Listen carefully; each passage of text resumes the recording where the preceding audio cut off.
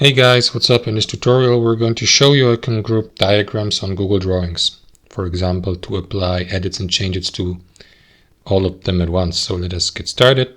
Head over to your drawing or diagram on Google Drawings. And then guys, highlight and mark the given drawings. Let me just make some space here by moving that diagram further to the top. And do the same for this diagram here. So what you will need to do is draw a box like this with your left mouse to select both of these diagrams, right click into one of them, select group, or use the shortcut Ctrl-Alt-G or Command-Alt-G if you're using a Mac. And now both have been grouped. So if I left click into one of them, the entire group will be selected, so that you may apply changes and edits to both of them at once by editing them, resizing them, rotating them, moving them, and so on and so forth. And that's how it works. Thanks for watching and have a fantastic day.